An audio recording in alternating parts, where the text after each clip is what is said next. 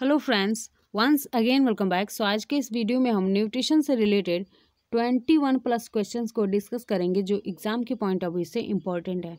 तो जो भी student nutrition health and hygiene paper की तैयारी कर रहे हैं या न्यूट्रिशन हेल्थ एंड हाइजीन यानी कि HSC 100 आप लोग का माइनर सब्जेक्ट है, जिसमें न्यूट्रिशन जो है वो आप लोग का इम्पॉर्टेंट टॉपिक है, क्योंकि यहाँ से सबसे ज़्यादा क्वेश्चन आपके एग्ज़ाम में पूछे जाते हैं। ठीक है, तो यहाँ से जो भी क्वेश्चन बन सकता है हमने उसको ऐड किया हुआ है, और ये 21 plus question top most questions हैं, क्योंकि ये क्वेश्चन कहीं ना कहीं एग्ज़ाम में पूछे जा चुके हैं।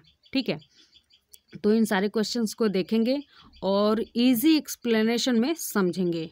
ठीक है, तो वीडियो को लाइक शेयर करते रहिएगा और चैनल को सब्सक्राइब कर लीजिएगा।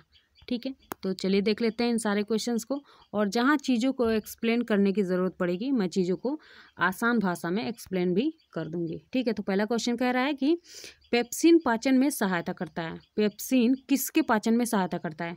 तो पहला ऑप्शन है प्रोटीन, दूसरा ऑप्शन है वसा, तीसरा ऑप्शन है कार्बोहाइड्रेट और चौथा ऑप्शन है उपरोक्त में से कोई नहीं।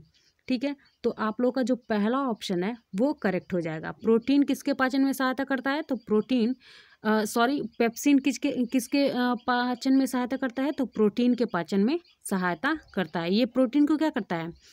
तो ये प्रोटीन को ये पेप्टोन में बदल देता है। किस में बदल देता है? तो पेप्टोन में बदल देता है। और ये कहाँ से सिक्रीट होता है? तो आप लोगों का जो अमाशय होता है, जो स्टमक होता है, उसके पाइलोरिक पार्ट से सिक्रीट होता है।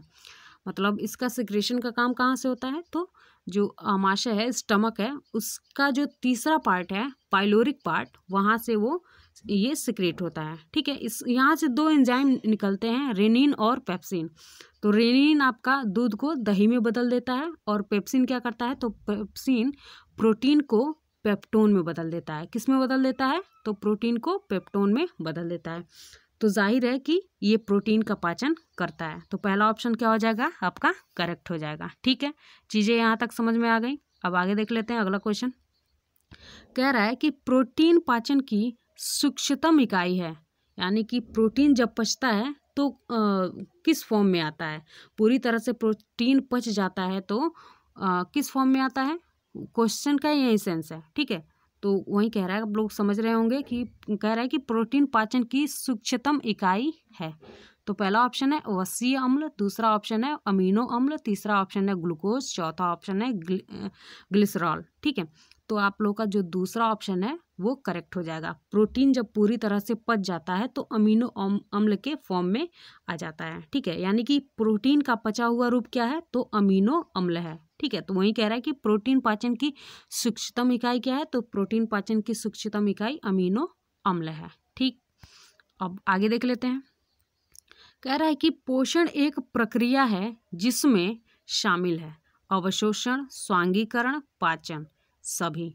तो ये सारे पोषण प्रक्रिया के अंग हैं। ठीक है, पोषण प्रक्रिया में कितने अंग, ये कितने स्टेप्स हैं इसके? तो पहला है आप लोग का अंतःकरण, यानी कि भोजन को अंदर लेना। उसके बाद है पाचन, उसके बाद है एब्जॉर्प्शन यानी कि अवशोषण, उसके बाद है एसिमिलेशन यानी कि स्वांगीकरण यानी कि ऊर्जा बनाना, उसके बाद डिस्चार्ज करने का, यानी कि उसके बाद आप भोजन को क्या करते हो? तो डिस्चार्ज कर देते हो। ठीक, यानी कि कह सकते हैं कि उत्सर्जन। ठीक है, ये सारे पोषण प्रक्रिया के अंग हैं, स्टेप्स हैं, जिसमें पोषण प्रक्रिया घटित होती है। यानी कि ये सारे ही ऑप्शन आपके सही हैं, तो इसमें आप लोग का चौथा ऑप्शन क्या हो जाएगा? तो करेक्ट हो जाएगा। ठीक है, आगे देख लेते हैं।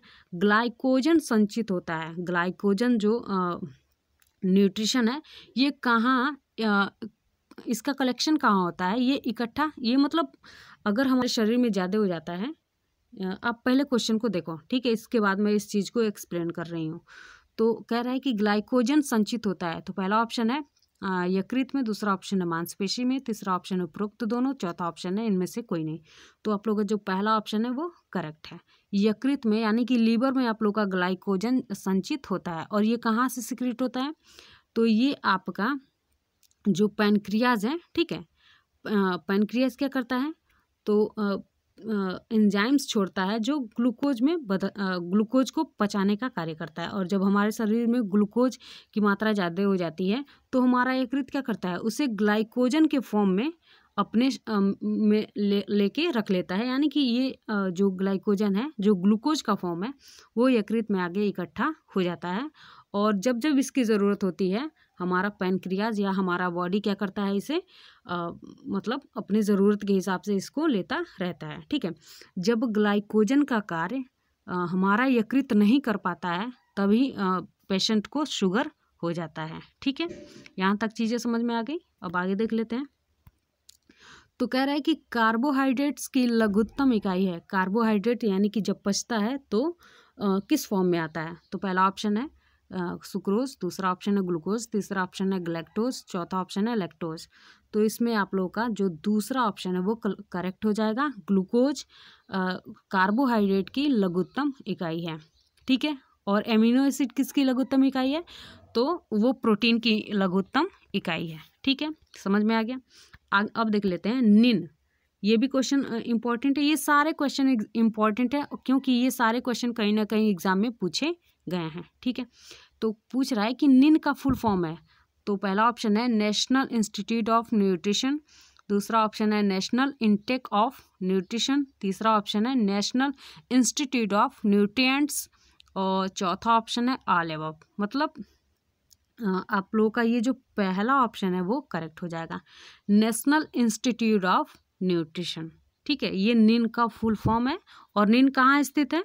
कहाँ स्थित है? तो हैदराबाद में स्थित है। ठीक है, अगला देख लेते हैं। लोहा तत्व की कमी से कौन सी बीमारी होती है? यानी कि लौह लवण की कमी से, आयरन की कमी से कौन सी बीमारी होती है? तो पहला ऑप्शन है स्कर्वी, दूसरा ऑप्शन है पॉलेग्रा, तीसरा ऑप्शन है रतौंधी, चौथा ऑप्शन है एनीमिया।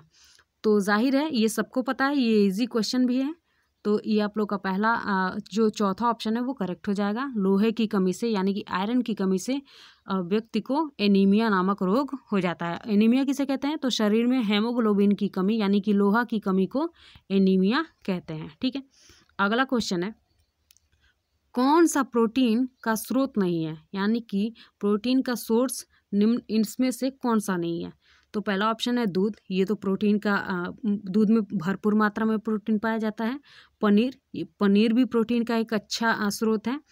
और दाल, ये तो सबसे अच्छा, ये तीनों ही प्रोटीन के सोर्स हैं। यानी कि आप लोग का इसमें चौथा ऑप्शन है वो करेक्ट हो जाएगा, ये आपके प्रोटीन का सोर्स नहीं है। ठीक है, तो आपको पूछ रहा है कि नहीं है, कौन सा प्रोटीन का स्रोत नहीं है? तो वो है आप लोग का चौथा ऑप्शन गेहूँ। गेहूँ से हमको किसी भी प्रकार का कोई प्रोटीन नहीं मिलता है। ठीक है, अगला क्वेश्चन है निन कहाँ स्थित है? निन कहाँ स्थित है? मैंने अभी बताया कि यह हैदराबाद में स्थित है। कहाँ स्थित है? तो हैदराबाद। और ठीक है, तो ये समझ में आ गया आप लोगों को। अब जान लेते हैं किस माह को पोषण माह कहा गया है? किस माह को पोषण माह कहा गया है? तो पहला ऑप्शन है अक्टूबर, दूसरा ऑप्शन है सितंबर, तीसरा ऑप्शन है अगस्त, चौथा ऑप्शन है जुलाई।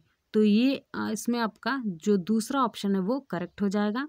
यह जो सितंबर माह है, सितंबर जो माह है, मंथ है, इसको पोषण माह के नाम से जाना जाता है। किसके नाम से? तो पोषण माह के नाम से जाना जाता है। ठीक है, अगला देख लेते हैं दूध में उपस्थित कार्बोहाइड्रेट को क्या कहते हैं? दूध में जो कार्बोहाइड्रेट उपस्थित होता है वो किसके फॉर्म में उपस्थित होता है? मतलब उसको क्या बोलते हैं?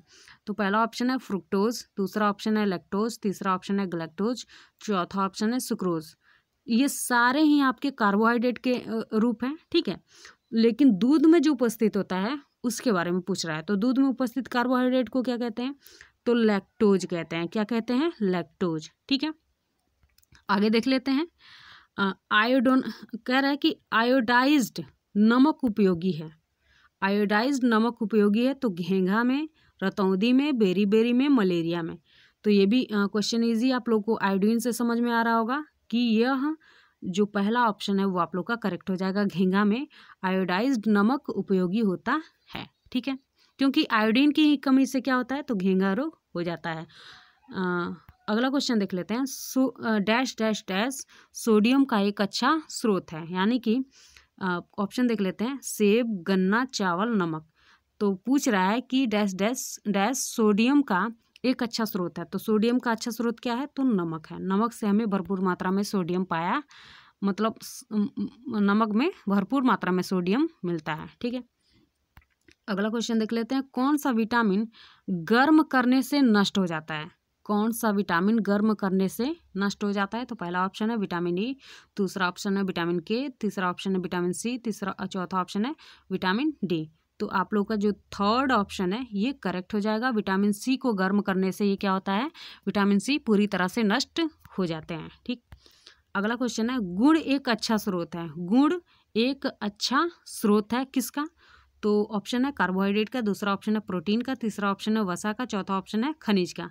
तो कार्बोहाइड्रेट किसका फॉर्म है? तो ये एक अच्छा स्रोत है गुड़ एक अच्छा स्रोत है कार्बोहाइड्रेट का। ठीक है, गुड़ किसका स्रोत है? तो कार्बोहाइड्रेट का एक अच्छा स्रोत है, क्योंकि इसमें भरपूर मात्रा में कार्बोहाइड्रेट पाया जाता है। और कार्बोहाइड्रेट ठीक है, समझ में आ रहा है? गुड़ किसका स्रोत है? तो कार्बोहाइड्रेट का एक अच्छा स्रोत है। शर्करा, जिसे शर्करा, कार्बोहाइड्रेट को शर्करा इसीलिए कहा जाता है क्योंकि ये मीठा होता है। तो गुड़ भी मीठा होता है, तो ये किसका स्रोत है? तो कार्बोहाइड्रेट का स्रोत है। समझ में आ रहा है? आगे देख लेते हैं। एमाइलेज एंजाइम किस पर क्रिया करता है? एमाइलेज एंजाइम जो है वो किस पे क्रिया करता है? तो इसमें ऑप्शन है प्रोटीन पे, दूसरा ऑप्शन है कार्बोहाइड्रेट, तीसरा ऑप्शन है वसा, चौथा ऑप्शन है खनिज लवण। तो ये आप लोग का कार्बोहाइड्रेट पे काम करता है। तो आप लोग कहोगे कार्बोहाइड्रेट नहीं, ये तो स्टार्च पे काम करता है। तो स्टार्च आप लोग का कार्बोहाइड्रेट का ही फॉर्म है। ठीक है, स्टार्च क्या है? तो एक पॉलीसेकेराइड है और ये कार्बोहाइड्रेट का फॉर्म है। और उसी स्टार्च को, ठीक है, स्टार्च को पचाने का कार्य आपका एमाइलेज एंजाइम करता है। ये कहाँ से सिक्रेट होता है? तो ये इसका सिक्रेशन का काम आपका पैनक्रियास करता है। पैनक्रियास 3 तरह के एंजाइम्स को छोड़ता है। लेट, जिसको शॉर्ट फॉर्म में क्या कहते हैं? लेट कहते हैं, LAT, LAT. LAT means, LAT का फुल फॉर्म है L से लाइपेज, A से एमाइलेज और T से ट्रिप्सिन। L क्या करता है? तो L आपका लाइपेज क्या करता है? तो आपका वसा का पाचन करता है। एमाइलेज आप लोग का कार्बोहाइड्रेट यानी कि स्टार्च का पाचन करता है। और ट्रिप्सिन आपका प्रोटीन का पाचन करता है। ठीक है, तो यहाँ पे एमाइलेज के बारे में पूछ रहा है। ये इसका सिक्रेशन कहाँ से होता है? तो पैनक्रियास से होता है। पैनक्रियास 3 तरह के एंजाइम छोड़ती है, लेट, LAT, लाइपेज, एमाइलेज और ट्रिप्सिन। लाइपेज क्या करता है? हमको यहाँ पे एमाइलेज के बारे में जानना है। ठीक है, तो एमाइलेज पूछ रहा है कि एमाइलेज एंजाइम किस पर क्रिया करता है? तो वो कार्बोहाइड्रेट पर करता है, यानी कि स्टार्च का पाचन करता है। और स्टार्च क्या है? तो कार्बोहाइड्रेट का एक फॉर्म है। ठीक है, इस तरह समझ में आ गया होगा आप लोगों को। अगला क्वेश्चन देख लेते हैं। कुपोषण के कारण हैं। कुपोषण किस कारण से होता है? इसके क्या कॉजेज हैं? ठीक है, तो पहला इसमें दे रहा है कि ज्ञान की कमी, दूसरा ऑप्शन है गरीबी, तीसरा ऑप्शन है मिलावट और चौथा ऑप्शन है उपरोक्त सभी। तो कुपोषण के ये सारे कॉजेज हैं जिनकी वजह से कुपोषण हो जाता है व्यक्ति को। ठीक है, तो उपरोक्त में से सभी, ये जो चौथा ऑप्शन है ये आप लोग का करेक्ट हो जाएगा। अब देख लेते हैं, सोयाबीन एक अच्छा स्रोत है। देखो ये सारे क्वेश्चन आपके इम्पोर्टेंट है और ये कहीं ना कहीं एग्जाम में पूछे गए हैं। ठीक है, तो इन सारे क्वेश्चंस को अच्छे से अटेम्प्ट करिएगा और अच्छे से इसको लर्न करके फिर एग्ज़ाम देने जाइएगा। ठीक है, तो पूछ रहा है कि सोयाबीन एक अच्छा स्रोत है। किसका स्रोत है? तो कार्बोहाइड्रेट का, वसा का, प्रोटीन का और विटामिन का।